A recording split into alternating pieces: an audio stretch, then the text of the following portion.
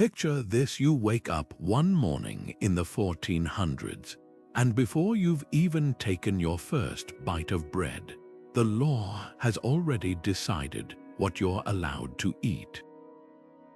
The clothes you pull on, dictated by sumptuary laws, down to the color and fabric. Even the way you settle a dispute with your neighbor isn't up to you. It might be determined by something as surreal as trial by ordeal, where the outcome hinges on whether your hand heals after touching a hot iron. This wasn't some distant, abstract legal system reserved for kings and nobles. Medieval law reached into the most intimate corners of everyday life, shaping how people loved, worked, and even how they spent their Sundays. And here's the startling part: many of these ancient rules didn't just fade into history. They evolved, embedding themselves into the foundations of justice we still live with today. What's truly fascinating is how these laws didn't just control people, they reflected the fears, values, and even the superstitions of an entire era. Take something as simple as marriage. Back then, it wasn't just a private vow between two people. It was a legal contract enforced by the church, with penalties for breaking betrothals that could ruin reputations or drain wallets. Or consider the way labor was regulated. Guilds dictated who could practice a trade, how much they could charge, and even what quality their goods had to meet.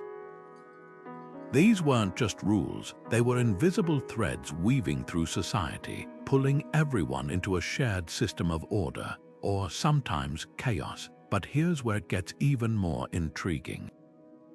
Many of these medieval legal ideas didn't vanish when the era ended. They adapted, morphing into principles we now take for granted, like the concept of common law, which still underpins legal systems across the English-speaking world. Ever served on a jury, that tradition stretches back to medieval England, where communities gathered to weigh evidence and deliver verdicts, and those strict guild regulations. They planted the seeds for modern labor laws and professional standards. So while we might think of the Middle Ages as a distant, dusty chapter of history, the truth is we're still living with its legal legacy every single day. Over the next video duration, we're going to pull back the curtain on these hidden connections, uncovering how the laws of the past didn't just shape medieval life, they quietly built the world we know now. To understand how medieval law became such a tangled web of rules, we have to go back to the collapse of the Roman Empire. When Rome's centralized legal system fractured, it left behind fragments of its sophisticated laws, things like property rights and contractual obligations, that local rulers desperately tried to keep alive. But into this vacuum swept the Germanic tribes, bringing their own traditions of oral custom and communal justice, where disputes were settled through oaths, duels, or payments called wergild, literally man money, to compensate for crimes. Imagine a world where the price of harming someone wasn't decided by a judge, but by a strict tariff based on social rank. Break a noble's arm, that might cost you 60 shillings. Harm a peasant, maybe 6. This collision of Roman precision and Germanic flexibility created a legal landscape where no two regions operated the same way. A law that applied in one village might be meaningless just a day's travel away. That's why rulers like Charlemagne, crowned emperor in the year 800, poured energy into standardizing laws across his vast territories. His capitularies, royal decrees covering everything from military service to church tithes, were a bold attempt to stitch order into this patchwork. But even Charlemagne couldn't erase local customs entirely. In many places, people still trusted age-old traditions more than distant proclamations from Aachen. Then there was the church, weaving its own threads into the legal fabric. Canon law, shaped by centuries of theological debate, didn't just govern priests, it seeped into everyday life. Marriage, inheritance, even business contracts often fell under the church's jurisdiction, blending divine authority with earthly justice. Take the ordeal system, where suspects might carry a red-hot iron to prove innocence through divine intervention. It sounds barbaric to us now, but in a world where faith and law were inseparable, it made perfect sense. God's judgment was considered the ultimate verdict. What's remarkable is how these competing systems, Roman, Germanic, and ecclesiastical, didn't just clash. They fused, creating a legal tradition that was messy, contradictory, and deeply human. A king's edict might demand one thing, a local custom another, and a bishop's ruling something else entirely. Yet somehow, this unstable mixture laid the groundwork for modern concepts like due process, and even the idea that laws should be written down, not just passed along by word of mouth. The Middle Ages didn't just inherit legal chaos, they began the slow, uneven work of sorting it out. In the feudal world, land wasn't just dirt and crops, it was the very foundation of power, law, and survival. Picture a society where every legal right, from the right to hunt in a forest to the right to pass property to your children, flowed downward from the king, through layers of lords and vassals, all bound by oaths of loyalty. A lord didn't just own land, he was the law for those who lived on it. Disputes between peasants settled in the lord's court, a quarrel over harvest shares, decided by the same man who collected the grain as rent. Justice wasn't blind, it wore the face of whoever held the deed to the land. This system created a legal patchwork where your rights depended entirely on your place in the hierarchy. A noble could appeal directly to the king's justice, while a serf might have no recourse beyond the whim of the local lord. Take something as basic as theft. Steal a loaf of bread as a peasant, and you might lose a hand, but if a knight seized land from a rival, that could spark a private war, settled not in court, but through force or a carefully negotiated truce. Yet for all its inequalities, feudalism quietly planted seeds of modern legal concepts. Those oaths between lord and vassal, they functioned like contracts, complete with obligations and penalties for breaking them. Over time, these agreements evolved into enforceable legal precedents, shaping ideas about mutual responsibility and property, rights that still echo in today's laws. Marriage and inheritance, too, were tangled in this web of land and loyalty. A lord could veto a serf's marriage if it meant losing workers to another estate. Noble weddings were less about love and more about merging territories or securing alliances, with dowries and inheritances meticulously spelled out in legal charters. Even something as personal as a will had to navigate feudal obligations. You couldn't leave land to the church without your lord's permission, since it meant removing that property from his military service. Every transaction, every dispute, every life event was filtered through the unshakable truth. Land equaled power, and power dictated justice. Yet within this rigid system, glimmers of change began to appear. As towns grew and trade flourished, merchants demanded clearer rules beyond feudal whims. Kings, eager to centralize authority, started standardizing laws across their realms, chipping away at the patchwork of lordly courts. The Magna Carta in 1215 wasn't just about noble rights, it was a crack in the idea that justice belonged solely to those who owned the soil. Slowly, unevenly, the law began to untangle itself from the land, though the shadow of feudalism would linger for centuries. The next time you sign a lease or dispute a property line, remember, you're navigating a system shaped by the very same struggles over loyalty, land, and who gets to decide what's fair. Imagine standing before a crowd, your fate resting not on evidence or testimony, but on whether your burned hand heals in 3 days.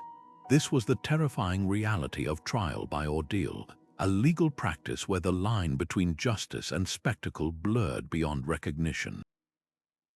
The most common forms were excruciatingly simple yet brutal. In the ordeal of hot iron, the accused carried a scalding metal bar 9 paces. If the wound festered, guilt was certain. In the ordeal of cold water, you were tossed into a river. If you sank, the pure water accepted you, proving innocence. Float, and you were condemned as a sinner rejected by God's creation. What's striking isn't just the physical cruelty, but the unshakable belief behind it. Medieval society saw these trials as sacred rituals, not torture. Clergy blessed the irons and waters, turning them into conduits for divine verdicts. A 12th century manual even prescribed exact prayers for the iron. May this heat be a test of the right, a revelation of the truth. To modern eyes, it seems absurd. How could a healed burn prove innocence? But in a world where faith permeated every law, the logic was airtight. God wouldn't let the righteous suffer unjustly. Yet cracks in the system appeared quickly. Wealthy suspects could afford substitutes like hired, ordeal champions to endure the test for them. Others exploited loopholes like holding the iron lightly to minimize burns. Even clergy grew uneasy. By the 1200s, Pope Innocent III declared ordeals irrational, and the Fourth Lateran Council banned priests from participating.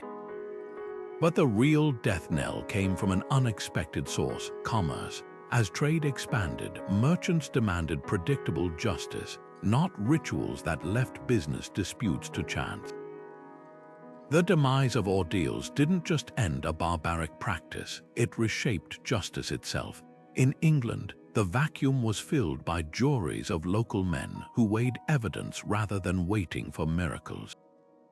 Suddenly, justice became something humans reasoned through, not something divinely revealed. This shift echoed far beyond courtrooms. It reflected a broader cultural turn, from relying on supernatural signs to trusting human observation and collective judgment. The next time you hear "innocent until proven guilty," remember that idea didn't spring from nowhere. It was born when societies finally dared to take justice out of God's hands and into their own. By the 1200s, England was a legal patchwork, each county, each manor, each town operating by its own unwritten customs. Justice depended entirely on where you stood, who you knew, and which lord's favor you could secure. Then came Henry II, a king with a vision as radical as it was simple. What if the law didn't change every time you crossed a river? His solution: royal judges on horseback, riding circuits from York to Cornwall, hearing cases under the king's name.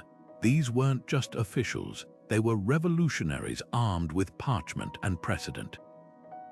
For the first time, a farmer in Kent and a merchant in Lincoln could expect the same ruling for the same crime. The genius of common law lay in its flexibility. Instead of rigid codes, it grew organically, building on past decisions like layers of sediment. A ruling in one village became a guide for the next, creating a web of consistency across the realm. Take something as ordinary as property disputes. Under feudal custom, a local lord might seize land on a whim, but royal judges began recognizing long-term possession as a form of ownership, what we now call squatters' rights. Suddenly, even peasants had a legal shield against arbitrary power. What's often overlooked is how these reforms clipped the wings of feudal lords. No longer could a baron act as judge, jury, and tax collector in his own court. The king's justices gradually absorbed their authority, turning law from a personal privilege into a public service. And here's where it gets fascinating: common law didn't just standardize justice, it democratized it. Juries of local men, once rare, became standard for serious cases. Defendants could appeal to higher courts. Even the concept of equity emerged, allowing judges to bend rigid rules for fairness. Yet the system wasn't flawless. Justice moved at the speed of a horse's gait, and corruption still crept in. But the core idea, that law should be predictable, accessible, and rooted in collective wisdom, outlasted kings and empires. Today, when a lawyer cites a centuries-old precedent or a jury deliberates based on evidence, they're channeling Henry's quiet revolution. The Middle Ages didn't just give us castles and cathedrals, they gave us a legal language we're still speaking, one courtroom at a time. While kings ruled the land, the church governed souls, and with that authority came an entire legal system operating in parallel to royal courts. Canon law wasn't just a set of religious guidelines, it was a sophisticated body of statutes that touched everything from birth to burial. Take marriage, for instance. Today, we think of weddings as personal celebrations, but in medieval Europe, they were legal contracts overseen by the church. A priest's blessing wasn't optional, it was the only way to make a union valid, and breaking that bond required an ecclesiastical court's approval. Even affairs of the heart had strict rules. Consanguinity laws forbade marriages between distant cousins, often forcing nobles to seek papal dispensations to wed for political gain. What's remarkable is how far the church's legal reach extended beyond the chapel walls. Canon law regulated markets, banning unfair prices and usury, though clever merchants found loopholes like calling interest a gift to avoid sin. It also offered protections unheard of in secular courts. Sanctuary, for example, allowed fugitives to claim refuge in churches, temporarily shielding them from vengeance. Runaway serfs accused criminals, even political enemies could find respite within those hallowed walls, though the system wasn't foolproof. Some abbeys became notorious for harboring repeat offenders, leading to tense standoffs between bishops and local sheriffs. Then there was excommunication, the nuclear option of medieval justice. More than just spiritual exile, it was a social death sentence. An excommunicated noble couldn't inherit land. A merchant was cut off from trade networks. Even kings trembled at its power, like Henry IV standing barefoot in the snow at Canossa, begging the Pope's forgiveness. Yet canon law wasn't all about punishment. It introduced groundbreaking ideas like just war theory, which demanded conflicts meet ethical criteria, a stark contrast to the era's brutal warfare. Clerics debated whether a war could be holy if it targeted civilians or broke truces, laying early groundwork for modern international law. This dual legal system created friction, but also balance. When secular courts turned corrupt or biased, victims could appeal to ecclesiastical judges. When the church overreached, kings pushed back, as seen in clashes over who had the right to tax clergy or try criminal priests. These tensions didn't just shape medieval politics, they forged the enduring struggle to separate spiritual and temporal power, a debate that echoes in courtrooms and constitutions to this day. The next time you hear about church-state disputes, remember, those arguments weren't born in modern parliaments, but in the ink-stained scrolls of medieval canon lawyers who first drew the line between heaven's authority and earth's. A woman's place in medieval law was a paradox, simultaneously protected and confined, visible and invisible. Take marriage, the cornerstone of female legal identity. Once a woman spoke her vows, her personhood essentially merged with her husband's under the doctrine of coverture. She couldn't sign contracts, sue in court, or even keep wages she earned. All those rights flowed to her spouse. Yet dig deeper and the picture grows more nuanced. Widows, for instance, stepped into unexpected power. Freed from coverture's constraints, they could inherit estates, operate guild businesses, and even sue in royal courts. London's records brim with widows running breweries, commissioning lawsuits, and loaning money with interest, activities unthinkable for married women. The law's contradictions sharpened when it came to property. A daughter might inherit land if she had no brothers, but the moment she married, control passed to her husband. Dowries, those bundles of money or goods brought to a marriage, were meant to secure a wife's future, yet husbands often absorbed them into their own assets. But here's the twist: some crafty families used legal loopholes like the marriage portion, which specified that certain properties remained under the bride's familial control. In places like southern France, wives even retained rights to reclaim their dowries if widowed, creating a fragile economic safety net. Then there were the exceptions that proved the rule: women who bent the system to their will. Helena of Aquitaine wasn't just a queen, she was a legal anomaly. As Duchess of Aquitaine, she held lands independently, even after marriage, and leveraged her status to negotiate treaties. Lesser-known figures like the English widow Margaret Paston wielded similar clout, dictating estate management through fiery letters that survive as evidence of unofficial power. Convents, too, became unlikely havens of autonomy. As abbesses, women presided over vast lands, settled disputes, and answered only to the Pope, a stark contrast to their secular sisters. But for every Helena, there were thousands facing the law's harsh edges. Adultery laws punished women disproportionately. A wife's infidelity could mean public shaming or loss of dowry, while men faced lighter consequences. In some German towns, a woman accused of witchcraft couldn't testify in her own defense, as her words were deemed inherently untrustworthy. Yet even here, cracks appeared. By the late Middle Ages, courts in places like Flanders began recognizing marital partnerships, granting wives a voice in household financial decisions, a small but seismic shift toward shared authority. What's haunting is how these medieval tensions never truly resolved. The same debates over women's property rights, bodily autonomy, and economic agency still ripple through modern legal systems. Next time you hear arguments about equal pay or marital assets, remember, you're hearing echoes of a much older conversation, one that began in parchment-scrolled courtrooms and the quiet defiance of women who refused to be erased. The medieval approach to crime wasn't just about punishment, it was a public performance designed to reinforce the fragile order of society. Take theft, for instance.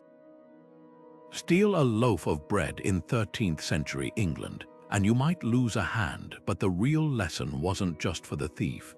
The spectacle of amputation in the town square served as a visceral reminder to everyone: break the rules and the body pays the price. Yet for all its brutality, the system wasn't mindlessly cruel. Fines, known as wergild in early Germanic law, allowed even violent crimes to be settled with payments calibrated to the victim's status. Kill a nobleman, that might cost you 300 shillings, harm a peasant, perhaps 30. This wasn't arbitrary, it reflected a society where every life had a literal price tag, and justice balanced retribution with economic pragmatism. Public humiliation played an equally strategic role. A brewer selling watered-down ale might be dragged through the streets in a tumbril, the offending barrels strapped to her back. Gossips could find themselves locked in the stocks, their tongues clamped in iron bridles. These punishments weren't just about suffering, they weaponized shame, turning the community itself into an enforcer. Neighbors would jeer, children would throw refuse, and the message would stick long after the sentence ended. Conformity wasn't optional. What's surprising is how nuanced medieval courts could be. The concept of mens rea guilty mind wasn't a modern invention. Judges routinely distinguished between a brawl gone wrong and premeditated murder, between a starving peasant's theft and a professional robber's spree. In some German towns, accidental killers could avoid execution by proving their weapon wasn't designed to kill, like a farmer using a scythe in self-defense. Even animals weren't exempt from this legal scrutiny. Records show pigs and rats tried in court, complete with appointed defense attorneys, as if the very idea of justice demanded ritualistic fairness, however absurd it seems today. Yet by the late Middle Ages, the winds were shifting. The rise of centralized states brought more standardized penalties, replacing local whims with written codes. Hanging replaced dismemberment for many felonies, not out of kindness, but because a dead laborer was less useful than a living one who could pay fines or work off debts. Towns began banning cruel spectacles, fearing they incited unrest rather than obedience. This wasn't the birth of human rights, but it was the first uneasy steps toward a system where punishment wasn't just about pain, but about maintaining an orderly, productive society. The gallows cast a long shadow, but beneath it, the seeds of modern justice were quietly taking root. Early juries weren't the faceless panels we picture today. They were neighbors, people who knew the accused, the victim, and the muddy details of local disputes. Picture a 12th century English village where 12 men from the community swore an oath to declare what they knew about a stolen cow or a contested field boundary. These weren't passive observers, they were active witnesses expected to bring personal knowledge to the table. If a jury member lied, the punishment wasn't just legal, it was spiritual. Perjury meant eternal damnation, a risk few would take lightly in an age where heaven and hell felt as real as the soil underfoot. This system had roots in Viking traditions, where groups of trustworthy men called lagmen settled disputes through collective memory. But England transformed the idea into something revolutionary. As royal justice expanded under Henry II, these local juries became tools of the crown sworn to investigate crimes, identify suspects, and even assess taxes. Their verdicts weren't based on abstract evidence but on communal reputation. Did the accused have a history of violence? Was the accuser known for honesty? In a world without forensic science, character was currency, and the jury's collective wisdom was the closest thing to truth. The turning point came when juries stopped just reporting facts and started interpreting them. By the 13th century, jurors were no longer mere witnesses. They were weighing testimony, deciding guilt, and critically protecting neighbors from overzealous lords. When a nobleman accused a peasant of poaching, it was the jury who could reject the charge if it smelled like petty tyranny. This shift didn't just change trials, it redefined power. Justice was no longer a top-down decree but a communal act, a fragile balance between royal authority and local knowledge. Yet the system wasn't without flaws. Jurors faced intimidation, bribes, or threats if their verdicts displeased the powerful. In high-profile cases, kings sometimes stacked juries with loyalists to guarantee outcomes.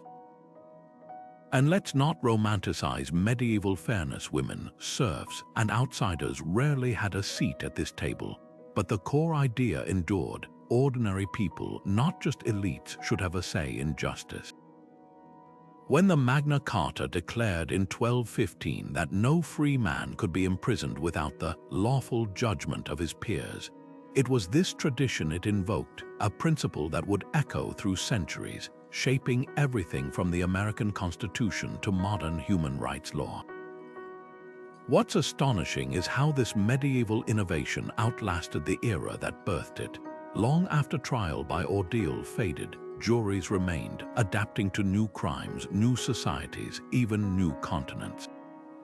The next time you hear about a jury deliberating in a 21st century courtroom, remember, those 12 citizens are the distant heirs of a system built on a simple, radical belief that justice works best when it's woven into the fabric of the community, not handed down from on high. Merchants in the Middle Ages faced a problem kings and peasants rarely worried about. What happens when a deal goes sour across borders?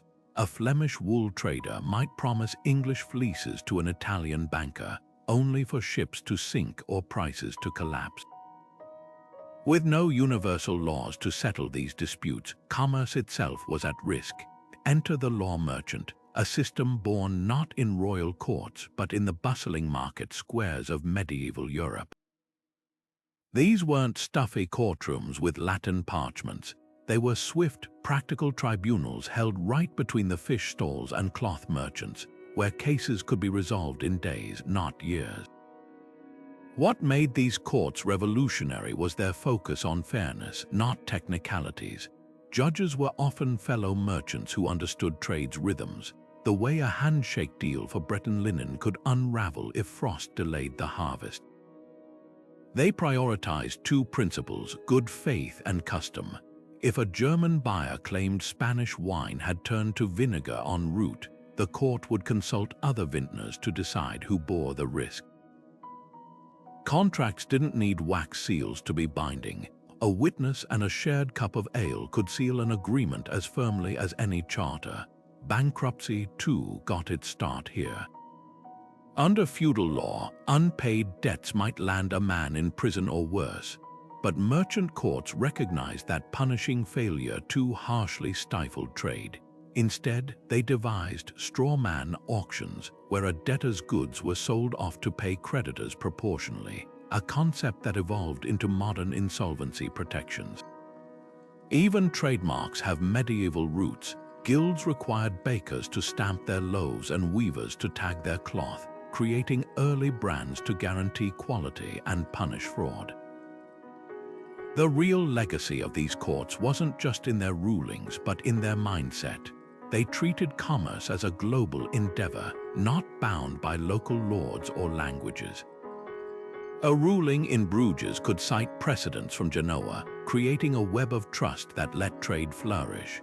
When modern courts enforce contracts or arbitrate disputes between multinational corporations, they're channeling the pragmatic spirit of those medieval market judges who understood that commerce thrives not on force, but on faith, fairness, and the occasional well-timed compromise.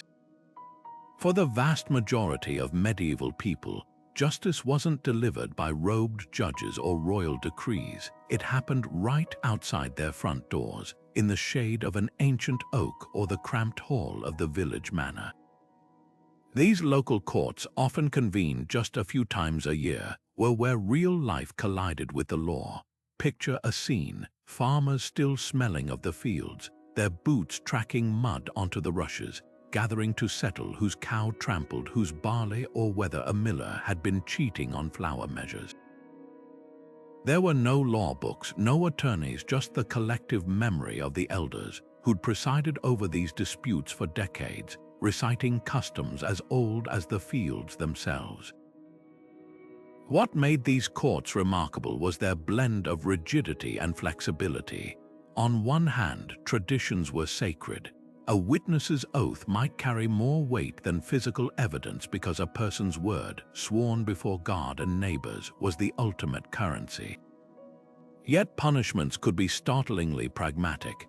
A man caught stealing firewood might escape a fine if the winter had been especially cruel, while a repeat offender could face banishment, not just as punishment but to preserve the village's fragile peace. These weren't abstract rulings. They were survival strategies for communities where everyone depended on everyone else.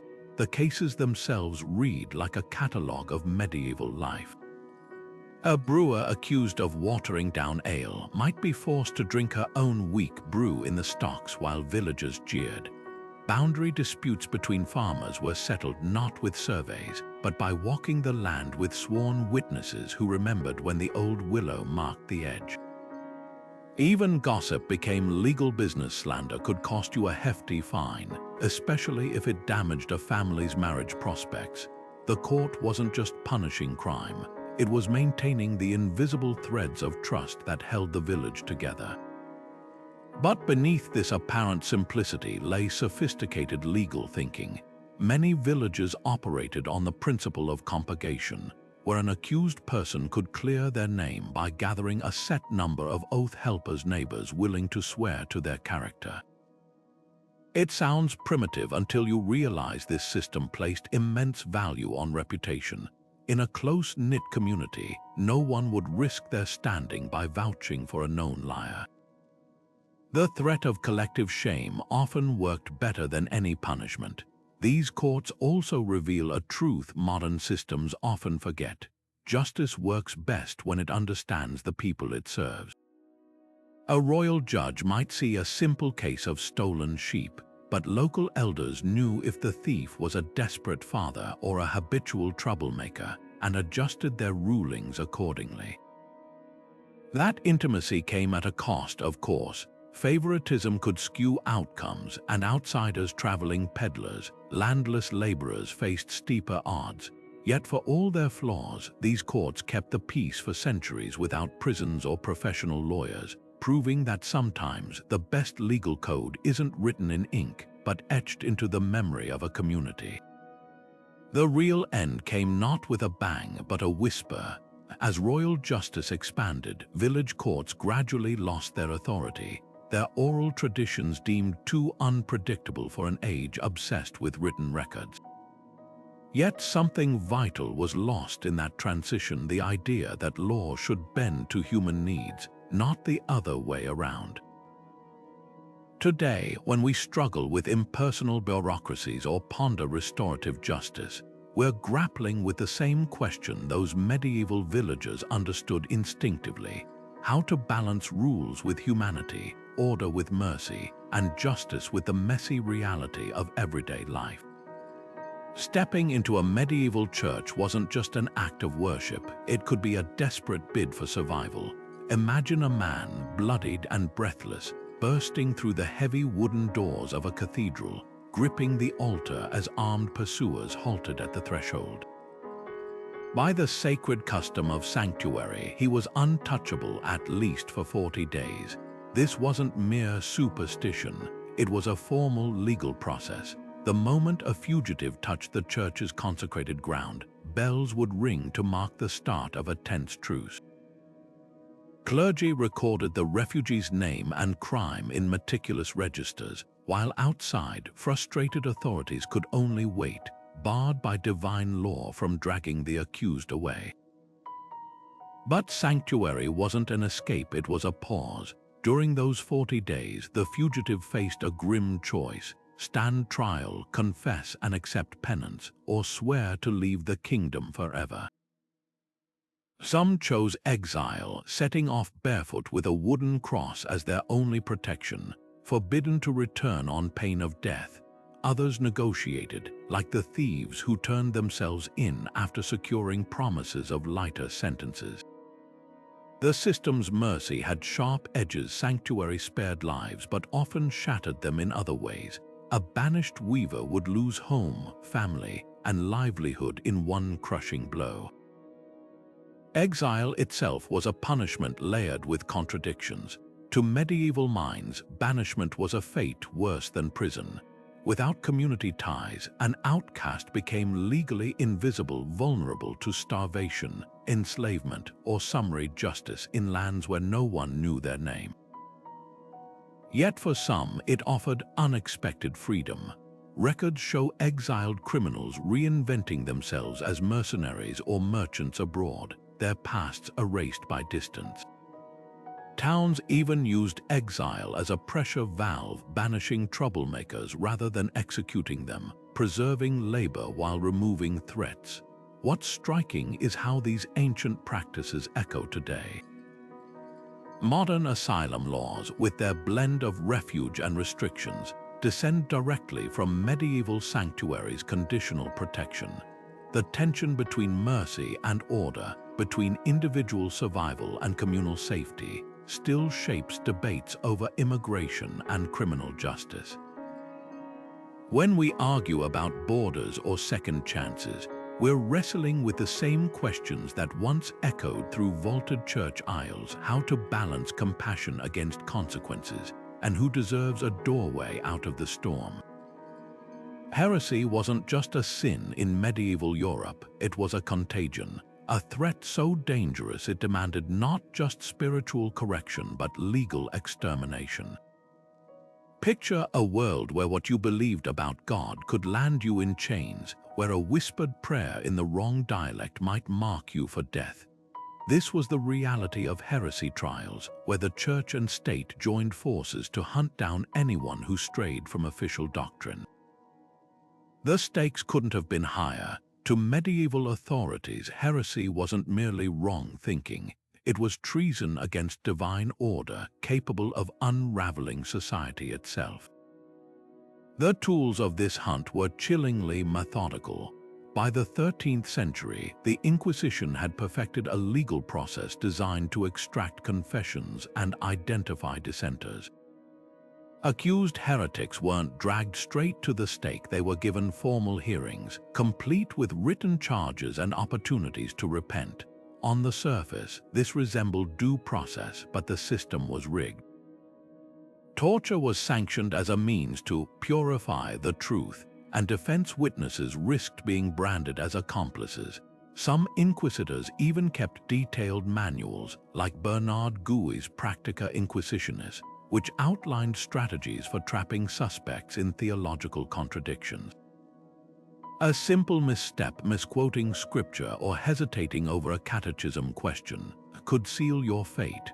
What's often overlooked is how these trials reshaped the very idea of justice. For the first time, belief itself became a prosecutable offense, with guilt determined not by actions but by inner thoughts. The Albigensian crusade against Cathars in southern France wasn't just a war, it was a legal purge where entire towns faced mass trials. Defendants were forced to name others, weaving webs of suspicion that turned neighbors against one another. The line between sinner and criminal vanished now. Salvation and survival depended on saying exactly what the tribunal wanted to hear. Yet even in this darkness, resistance flickered. Some accused heretics turned the system against itself, using legal loopholes to delay verdicts or appealing to higher church authorities. Others, like the Waldensians, simply vanished into remote valleys, preserving their beliefs in secret for generations. The most startling cases reveal ordinary people, illiterate peasants, artisans, even children, who stood their ground, refusing to recant even as flames licked at their feet. Their defiance forces us to ask, what does it mean when faith becomes a crime and law becomes a weapon of conformity? The legacy of these trials stretches far beyond medieval pyres. They birthed the dangerous idea that states could police belief, a precedent that would echo through witch hunts, religious wars, and even modern ideologies. Next time you hear debates over censorship or wrongthink, remember, these aren't new battles. They're the unfinished business of a time when the law decided not just what you did, but what you dared to believe. Walking into a medieval dungeon, you wouldn't find rows of cramped cells packed with petty thieves. Instead, these grim spaces were reserved for society's elite knights captured in battle, rebellious nobles, or political rivals whose lives were too valuable to execute but too dangerous to leave free. The average thief or brawler never saw the inside of a prison wall. Why lock someone up for years when a public flogging or a severed hand could deliver justice faster and cheaper?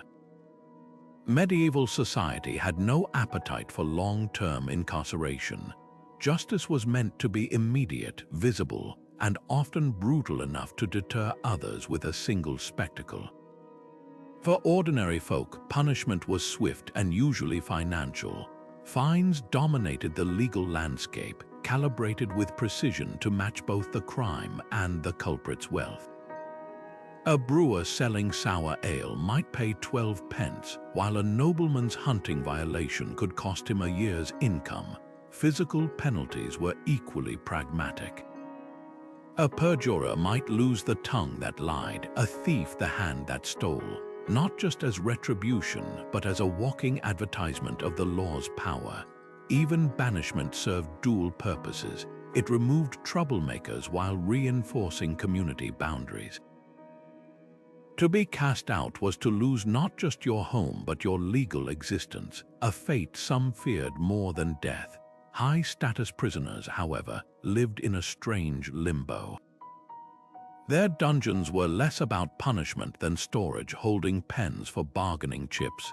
When King Richard the Lionheart was captured returning from the Crusades, his jailers didn't throw away the key. They sent invoices demanding 150,000 marks for his release. Noble captives often enjoyed startling luxuries, private chambers, books, even occasional outings under guard. Their suffering wasn't physical but political, the agony of waiting while allies haggled over their worth. The shift toward prisons as we know them began with a quiet revolution in thinking.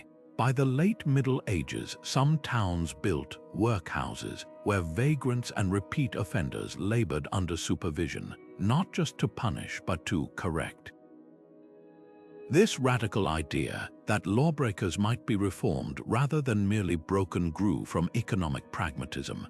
As cities swelled, authorities realized banishing or maiming every offender wasted labor. Better to put idle hands to work spinning wool or pounding stone, turning a social cost into profit. What's fascinating is how this medieval pivot echoes in modern debates. When we argue about rehabilitation versus retribution, or when cash bail keeps poor defendants jailed while the wealthy go free, we're replaying questions first raised in those dank dungeons and bustling market squares.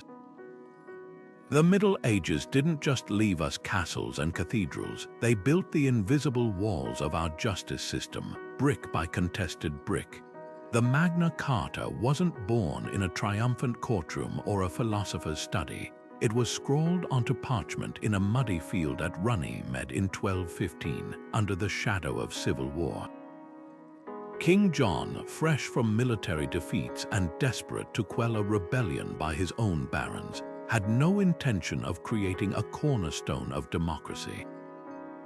He was signing a survival pact, one that forced him to acknowledge his nobles' grievances about arbitrary taxes, illegal imprisonments, and seized land. The document's most famous clause, "No free man shall be seized or imprisoned except by the lawful judgment of his peers," wasn't a universal declaration of rights. It was a bargaining chip meant to protect a handful of wealthy landowners from the king's whims. Yet within those narrow terms lay a revolutionary idea: even a monarch wasn't above the law. What's often forgotten is how quickly the Magna Carta seemed to fail. Within months, Pope Innocent III annulled it, declaring the agreement coerced and invalid. The barons revolted again, and England plunged back into war. John died suddenly, leaving his 9-year-old son Henry III to inherit a fractured kingdom.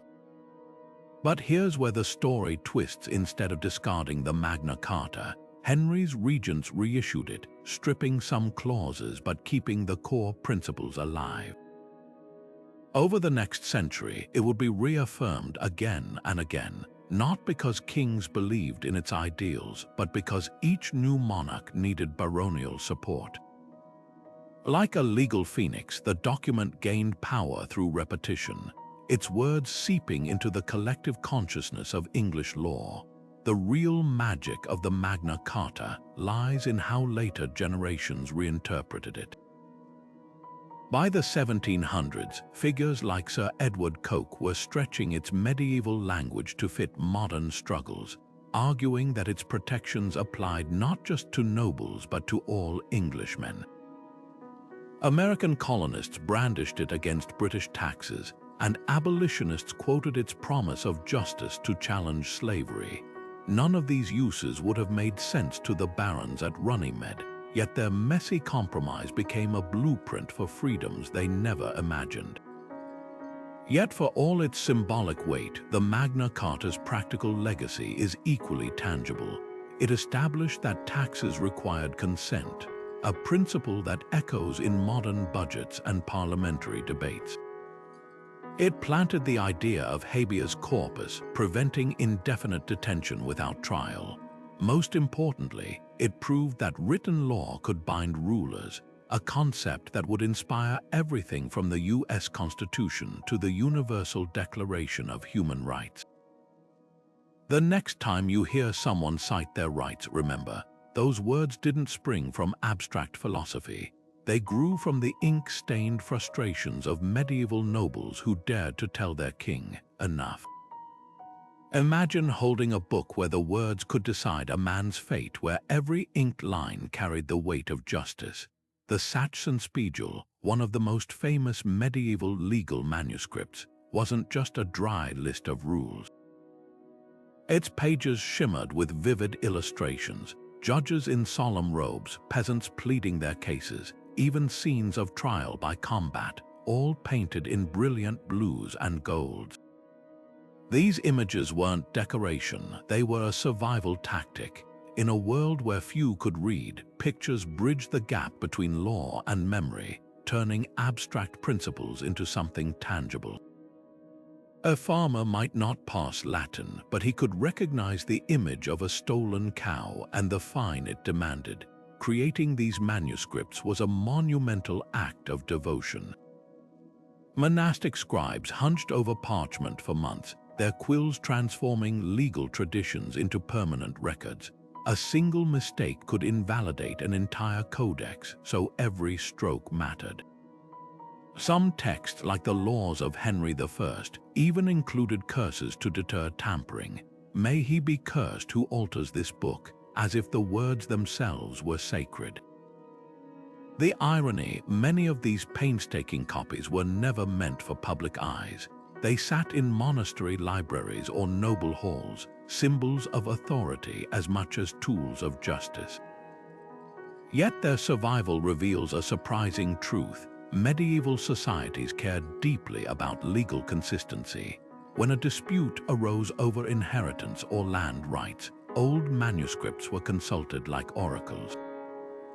In 13th century Spain, Alfonso X ordered the creation of the Sayat Partidas, a sprawling legal code so precise it covered everything from maritime law to the proper treatment of chessboards. These weren't arbitrary decrees, they were attempts to corral chaos into order, to prove that justice wasn't just the whim of the powerful.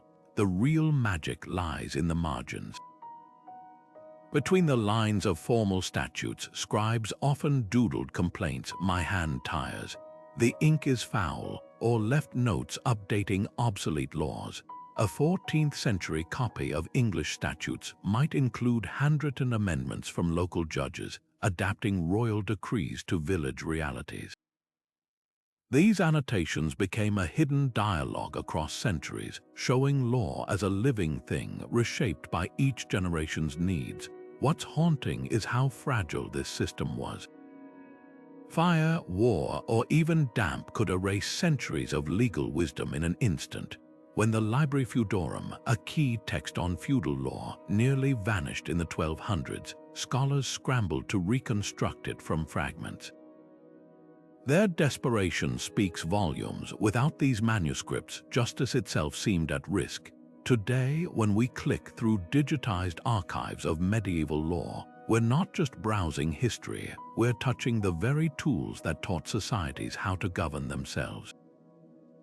Under the thick canopy of medieval England's royal forests, a snapped twig could mean more than just a startled deer. It might cost you your life.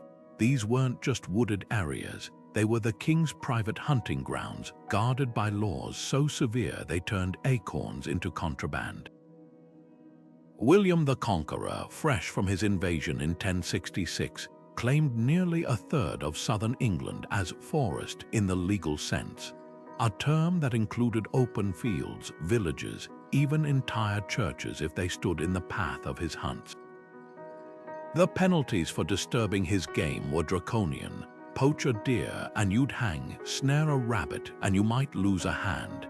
Even gathering fallen branches for kindling could land a peasant in the stocks, all because the king's venison took precedence over a family's survival. What made these laws especially galling was their hypocrisy. Nobles could hunt freely, while peasants faced mutilation for taking game to feed starving children. Forest courts operated like occupying armies, with justices in near royal judges who traveled circuit dispensing punishments that often felt like vengeance rather than justice.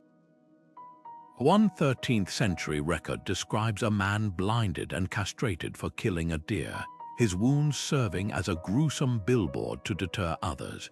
The resentment ran so deep that rebel leaders like Robin Hood, whether real or mythical, became folk heroes precisely because they defied these oppressive rules. Yet buried in this brutality was a paradoxical legacy. Some of Europe's earliest environmental protections.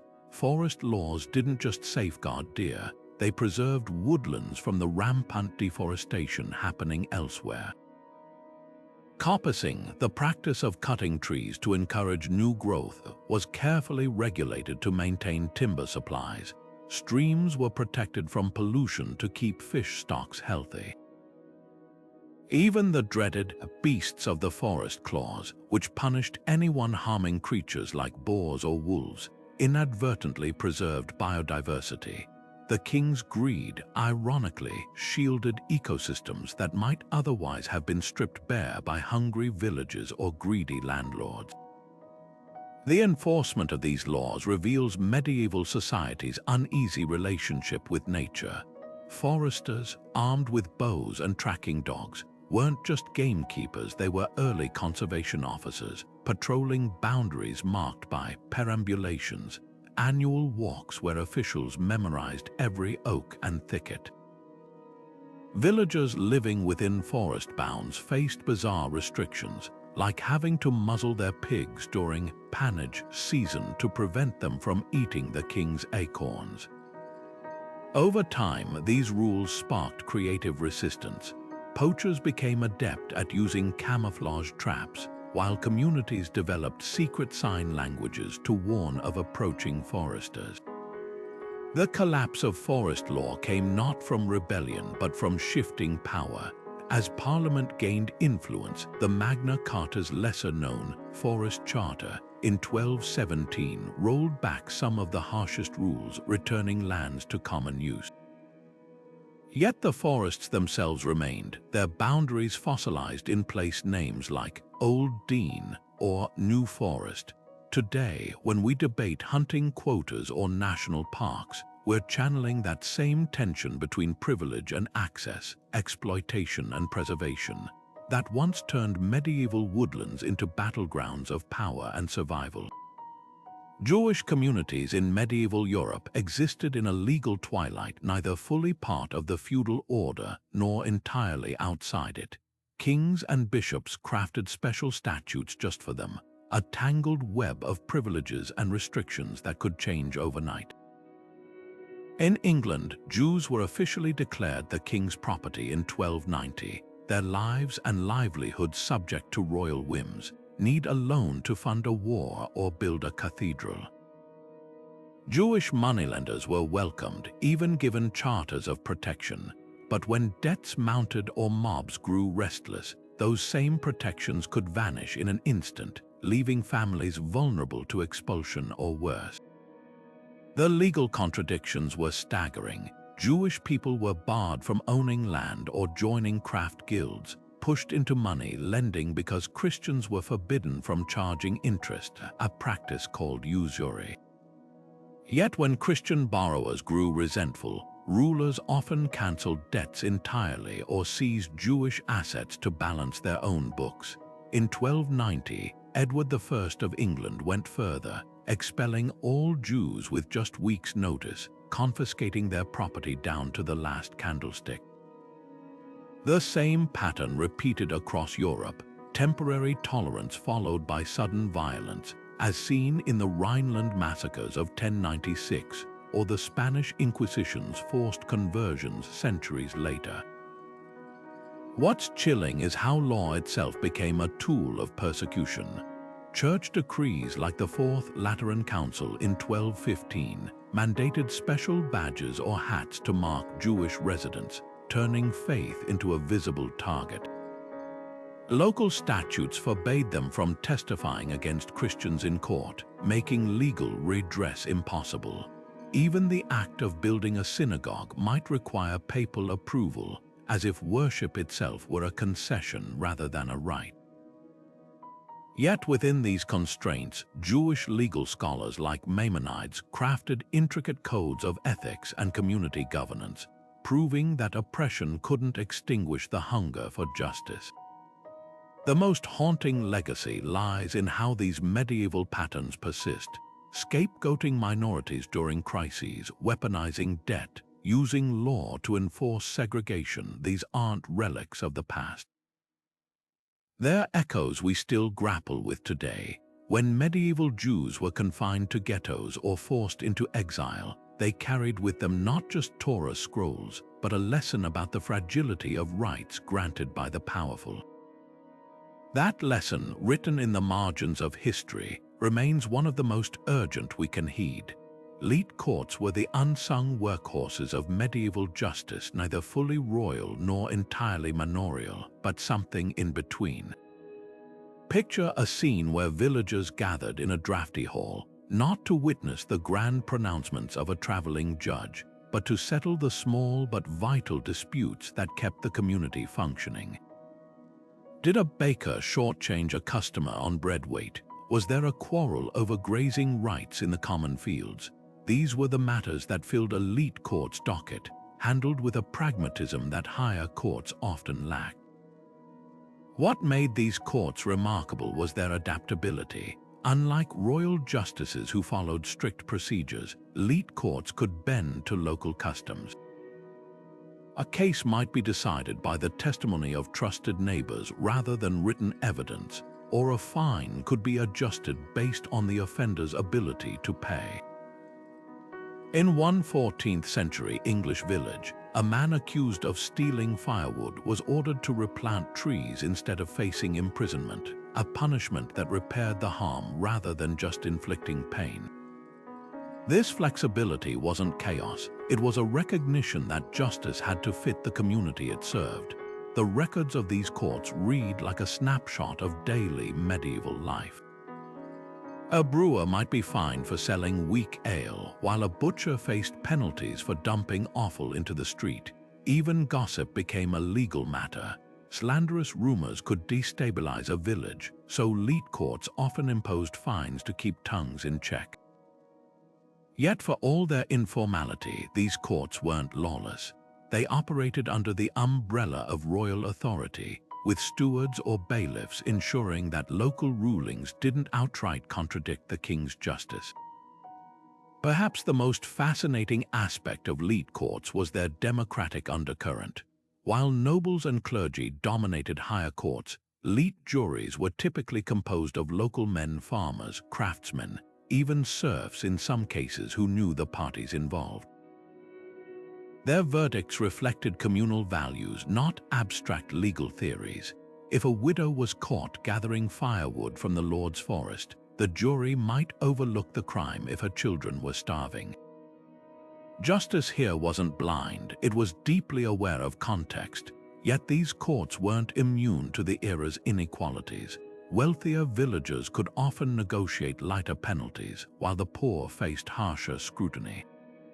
And as royal justice expanded, Leat courts gradually lost their authority, absorbed into a more centralized system. But their legacy lingers in modern small claims courts and community tribunals, where practicality still sometimes outweighs procedure. The next time you hear about a neighborhood dispute settled over a handshake rather than a lawsuit, remember, you're seeing the distant echo of a time when law wasn't just about power, but about people. Stepping into a medieval marketplace, you wouldn't just see a riot of colors and fabrics, you'd witness a carefully enforced hierarchy stitched into every sleeve and hem. Sumptuary laws turned clothing into a legal battleground, where the wrong shade of dye or trim could land you in front of a magistrate. In 14th century England, for instance, only nobility could wear cloth of gold or sable fur, while merchants caught sporting velvet might face fines equal to a year's wages. These rules weren't about modesty, They were full-blown class warfare woven into law, designed to make social rank instantly visible at a glance. The reasoning behind these laws reveals medieval society's deepest anxieties. When a prosperous wool merchant's wife donned a gown rivaling a countess's, it threatened the entire feudal order. Authorities fretted that blurred visual distinctions would lead to actual social upheaval, as if a peasant in silk might forget his place and start demanding rights.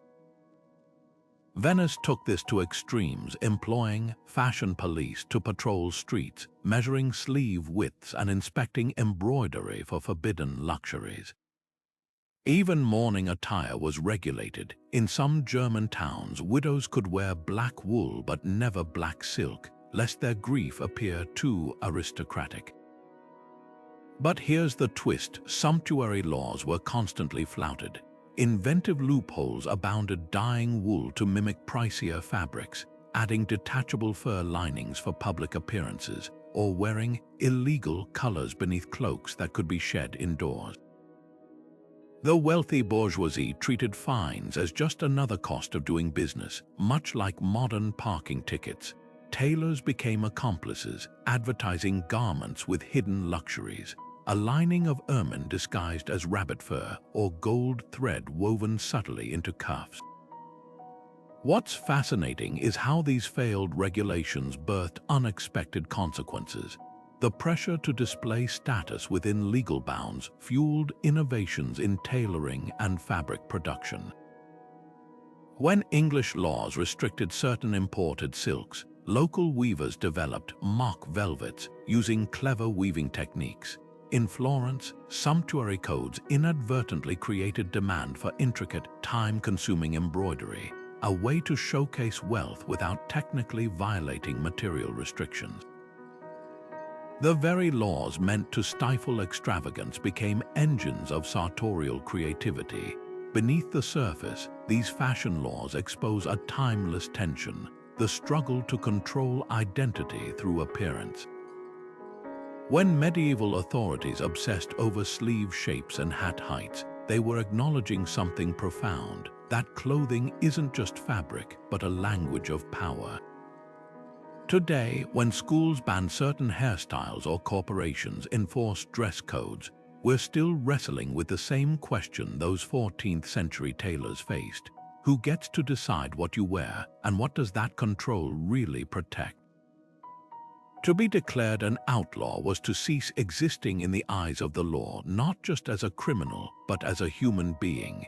Imagine the moment when a town crier's voice rang through the square, announcing your name alongside those terrifying words, "Caput lupinum," wolf's head. From that instant, you are no longer a person but prey, as huntable as any wild beast. No one could sell you bread, offer you shelter, or even speak to you without risking punishment themselves. Your property was forfeit, your family ties severed, your very breath considered a trespass against the social order. In a world where identity was rooted in community ties, outlawry was a fate worse than death. What made this punishment uniquely cruel was its precision.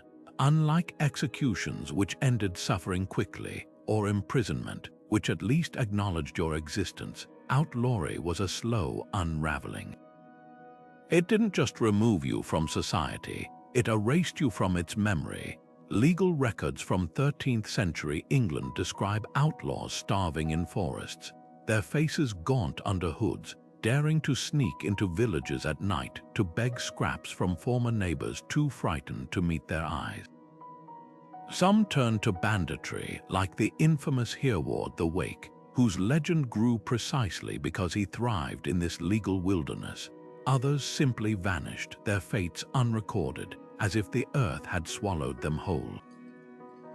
Yet outlawry wasn't just about vengeance, it was a grim form of social hygiene. Medieval communities functioned on webs of obligation: oaths to lords, debts to neighbors, tithes to the church. An outlaw broke those threads, becoming a walking contagion of disorder. By casting such figures out, the law preserved the fragile idea that society could be stable, predictable, safe. The irony, many outlaws were ordinary people pushed to desperation. A peasant who fled his lord's court to avoid a wrongful hanging, a debtor who couldn't pay after a bad harvest. These weren't monsters, but victims of a system with little room for error. The ritual itself reveals medieval justice's theatrical side. Before declaring outlawry, courts would summon the accused 3 times, calling their name into empty air as if performing a spell. If they failed to appear, the verdict was sealed with a ceremonial breaking of a staff or the scattering of salt, symbolic acts of dissolution. In Scotland, the ceremony included a blast from the Horn of Defiance, a sound meant to echo the severing of all bonds. These weren't legal formalities, they were communal exorcisms purging the body politic of its unruly elements. But here's the twist, outlawry also birthed its own counterculture. Ballads like Robin Hood romanticized those who lived beyond the law, turning them into folk heroes who exposed the system's hypocrisy. Real-life outlaws sometimes found refuge in borderlands or dense forests, places where royal authority faded. In these shadowy zones, they forged alliances with other outcasts, runaway serfs, disgraced knights, even sympathetic monks, creating makeshift societies that mirrored the ones they'd been banished from. Their existence proved a haunting truth. No law could ever fully erase the human need for belonging. The legacy of outlawry lingers in ways we rarely acknowledge. Modern concepts like civil death, or where prisoners lose voting rights or parental authority, echo its logic of exclusion. When we debate whether criminals deserve rehabilitation or permanent stigma, we're wrestling with the same question medieval courts faced. Can someone cease to be part of the collective? And if so, what does that say about the collective itself? The outlaw's shadow still walks beside us, a reminder that justice isn't just about punishment, but about who gets to decide what it means to belong. By the 1300s, courts across Europe were no longer just gatherings of local elders or nobles dispensing rough justice. They had become stages for a new kind of performer, the professional lawyer.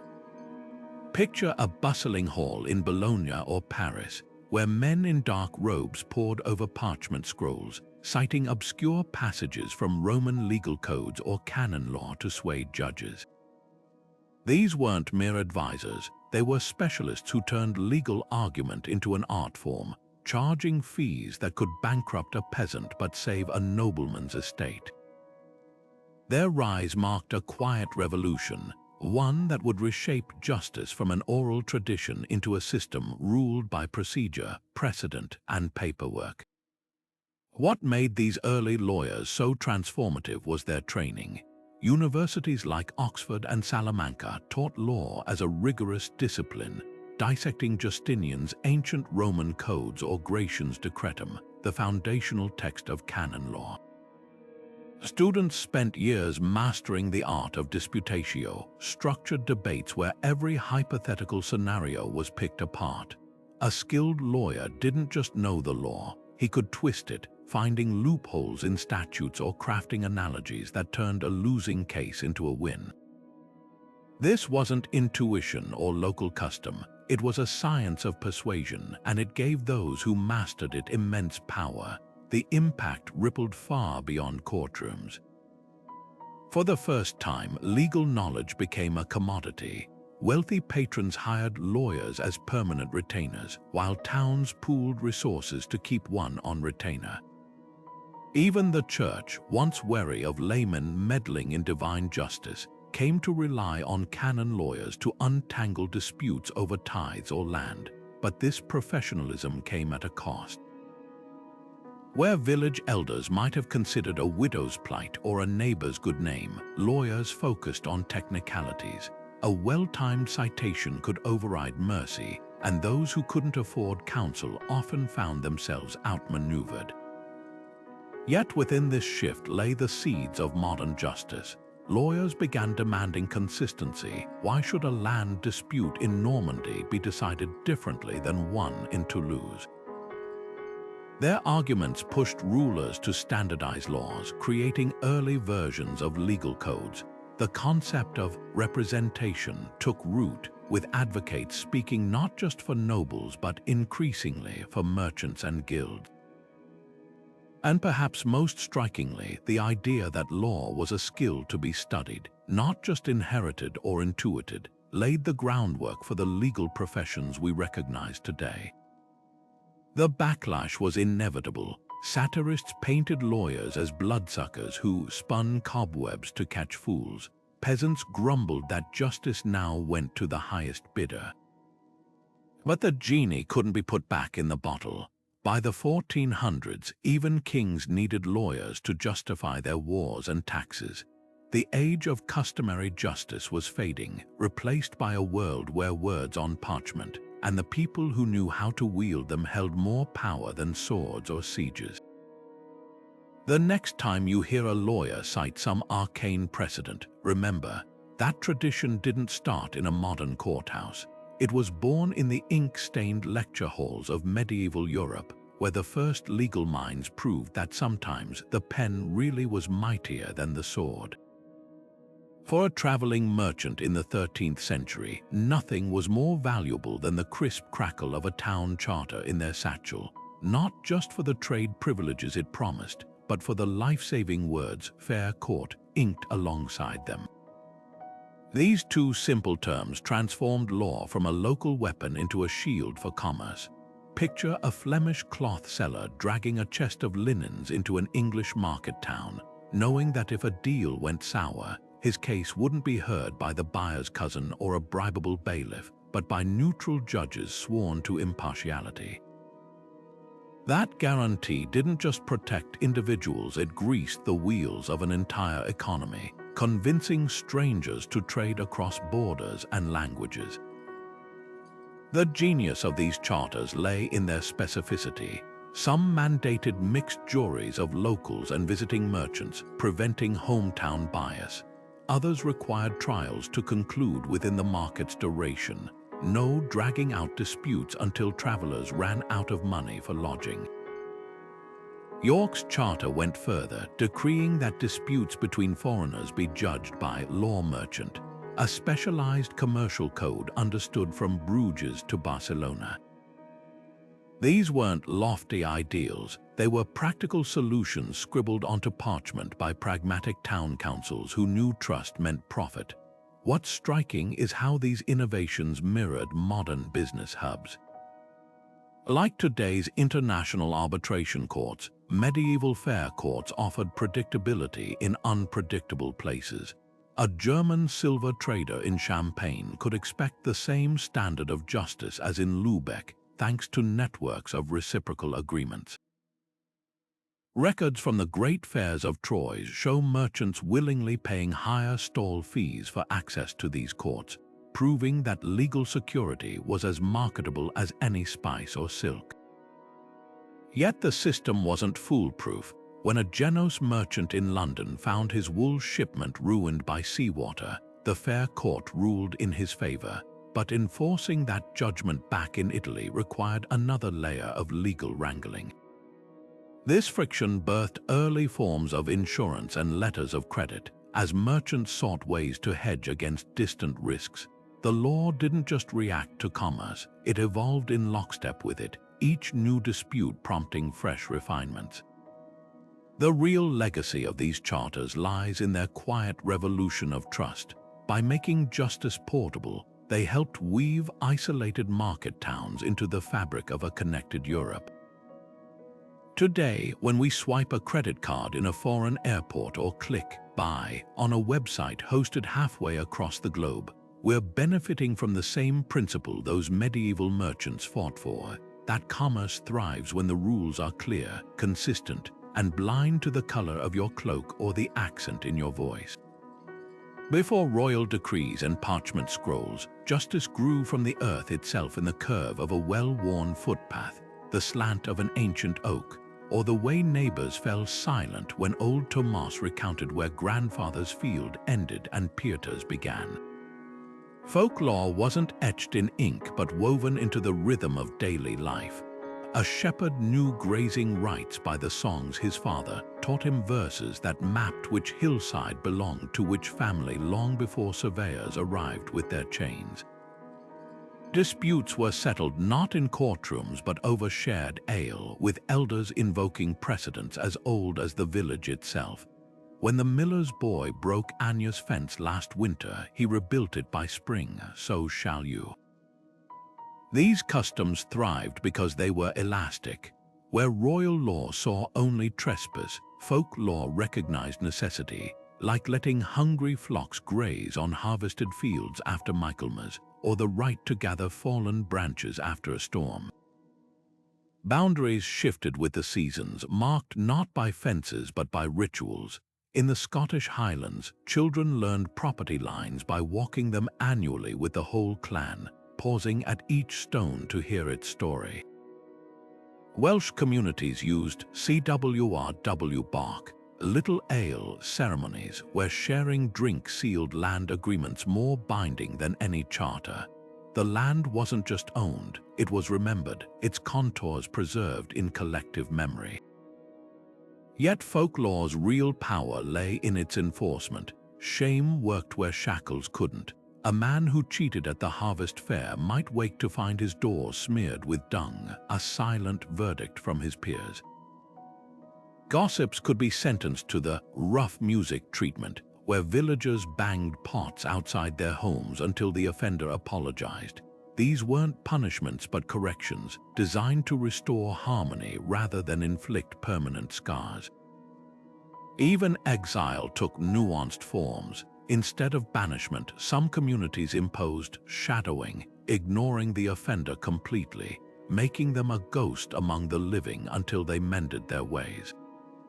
The clash between folklore and formal justice was inevitable.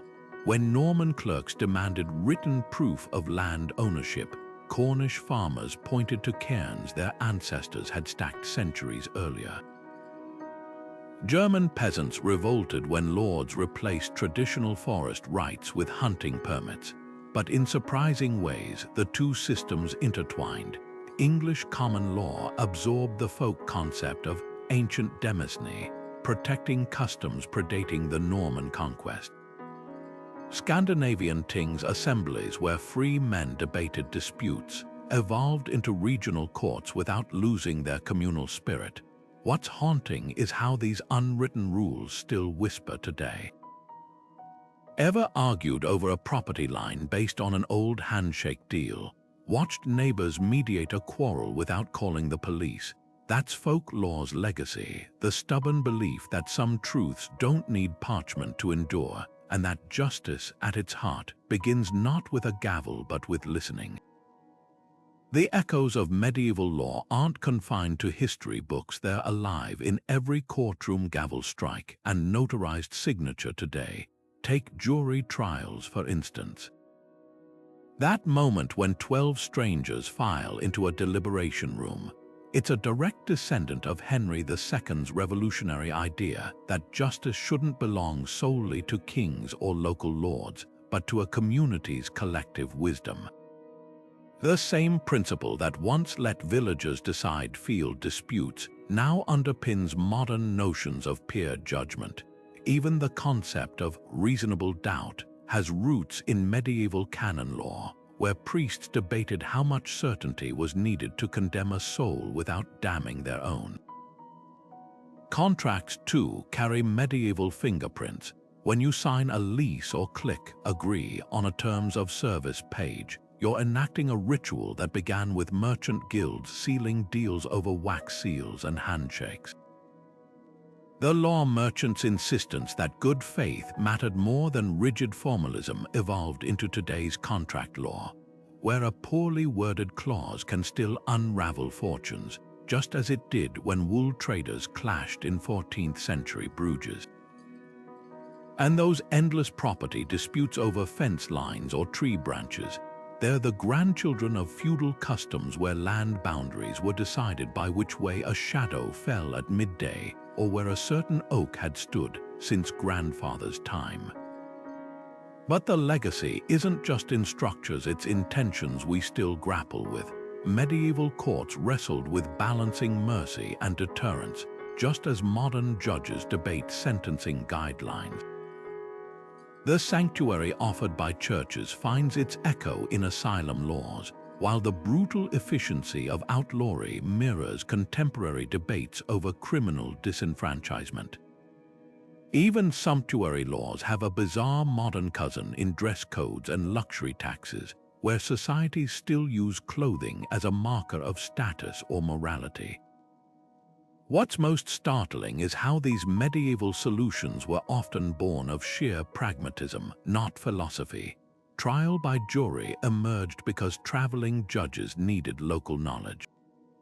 Written contracts spread because memories faded and merchants needed proof.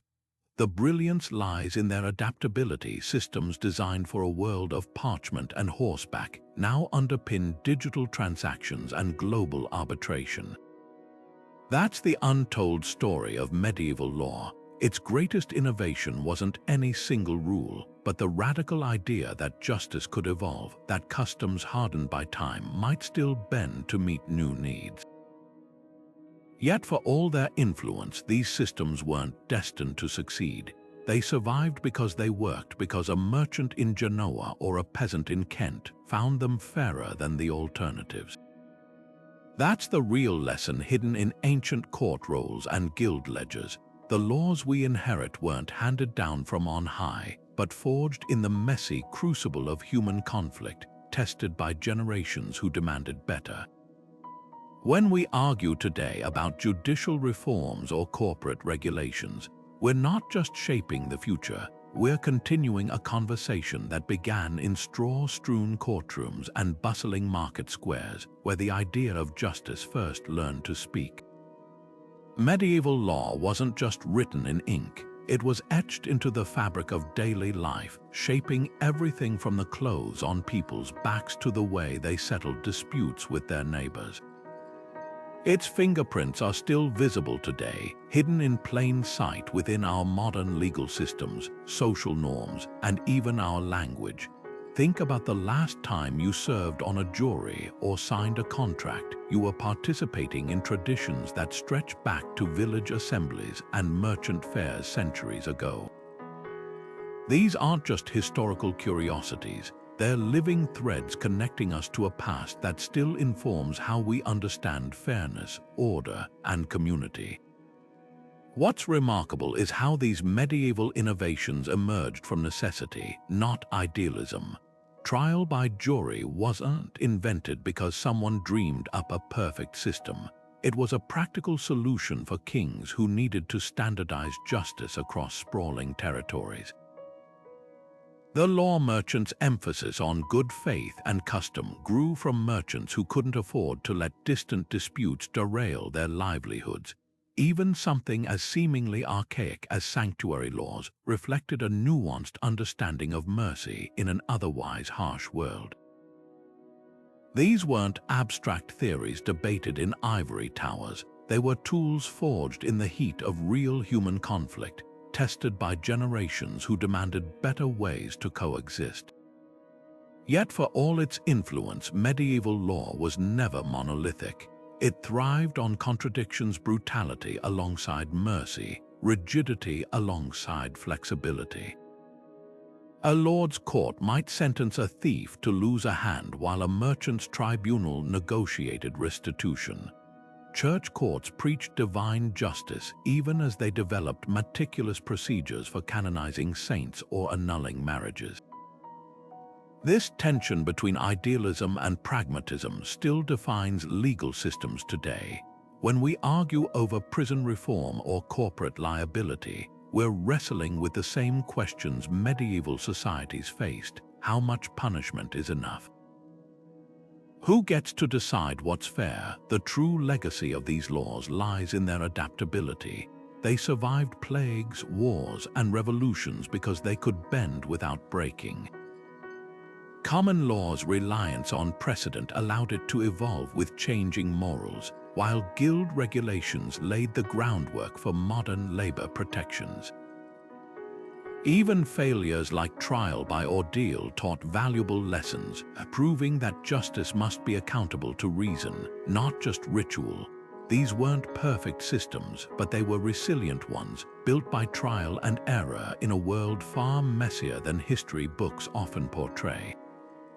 So the next time you hear a lawyer cite precedent or watch a jury deliberate, remember, you're witnessing the living echo of a medieval revolution. These ideas endured not because they were imposed from above, but because ordinary people found them useful enough to preserve, adapt, and pass down.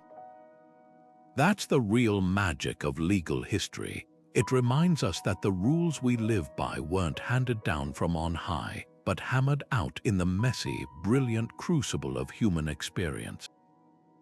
If this deep dive into the roots of justice sparked your curiosity, hit like and subscribe. There are plenty more hidden histories waiting to be uncovered. And drop a comment below. Which medieval law or custom do you think has had the most surprising staying power? Let's keep the conversation going.